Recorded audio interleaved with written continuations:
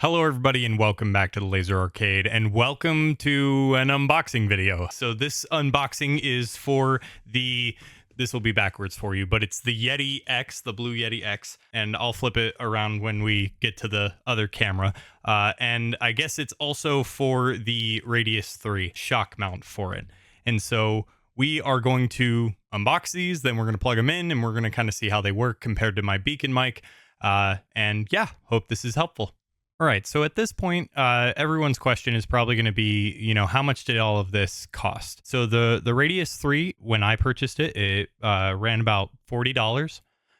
And then the Yeti mic itself, I did get it on sale for $113, just because of the time of year and things like that. And so let's start with the Blue Yeti. And I do want to mention, not sponsored whatsoever. I have not been paid. I purchased all of this with my own money, as I normally do. I just want to be transparent with you guys on all of that.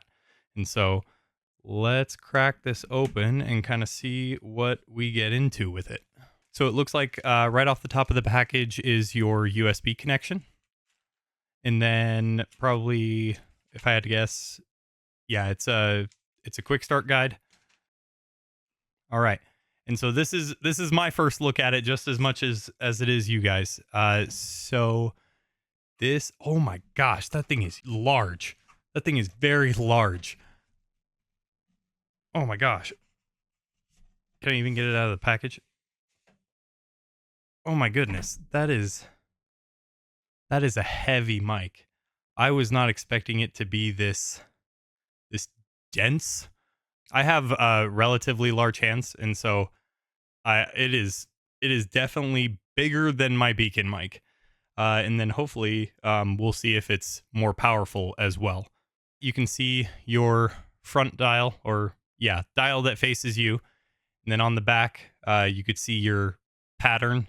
And so, like I said, right out of the box, it is heavy. And I don't know if that's the stand or the microphone itself, but that is far heavier than I expected it to be.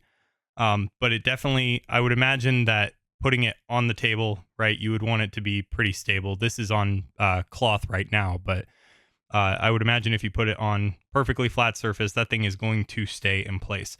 And then the bottom is, I don't even know what that material is. It's kind of like a velvetish type of thing. You kind of see it on the bottom of a lot of products. And so it does seem like a kind of a non-slip approach to that.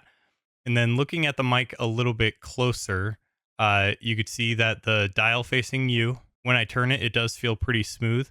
One thing that I am noticing right now, and I don't know if you can see this, but there is a slight wiggle to this dial.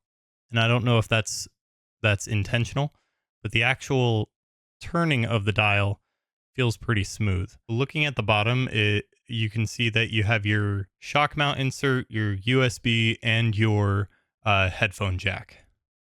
And so at that point, there's nothing else in the box that I have seen. I looked through the box, nothing on the box indicates anything more in there. And so it seems like it's quick start guide, USB, and then the mic itself. And again, let me actually figure out if this is the mic we're talking about or if it's the stand, because this is actually going to be, I'm going to mount this to a Rode mic stand or a mic arm, I guess. And so it's still pretty heavy when you take it off. It's definitely not as heavy as the base. The base is, definitely maybe 3 times heavier. Mic itself, definitely has some what seems to be durability to it. And so, and again, I want to show you the guys that wiggle there. Let's see how the Radius kind of integrates with this. I know that a lot of people use, mic arms and things like that, but you can also just use the desk stand that it comes with. Okay. And so pulling out the Radius, that is large. Not a bad thing. Not a bad thing at all. It's mainly just the right? For reference, if you look at my beacon mic, the mount itself is relatively small and pretty. Uh, I I don't know about sleek, but it's at the very least, not gigantic. But it's definitely seems well made and durable, to say the least. Okay, and so that's a feature that I wasn't expecting. Originally, I anticipated that this just had like a post in it, and so that's actually not the case. It seems like this goes in between uh, a post here and then the bottom of the mic here, and so let's go ahead and put that together. Don't know if there's an up or a down to this, and so you can actually see there that it screws into the bottom of the mic, and then it has two rubber grommets there that kind of give you that. I don't know if it's like further dampening or things like that, or if it's just trying to protect the stand. Want to make sure that I'm actually getting a lot of this stuff on camera. It's hard for me to sit here and talk about it, but also keep it in you guys' view. And so, right, like I said, there is a pretty good stand on the end, very durable, things like that. But it's also going to provide that stability so that you don't get those get those sudden sounds. And then from there, I would imagine that you can just put your normal desk stand stuff aside, or away, and then you can continue to use the mic arm or whatever you choose to use. All right, and so let's get this thing plugged in and let's compare it to the beacon mic that I'm working on currently. You guys can hear my voice right now, and so do a quick comparison between how I sound right now and how I'm going to sound here in a second. All right, so after tinkering and tampering with G Hub for quite a bit, I have gotten this to a point where it is workable. Obviously, I would probably boost the bass a little bit and try to get my voice to sound a little more full. So G Hub has two menus. I mean, it's got all of its presets and things like that. But G Hub has two menus. The first one being equalizer.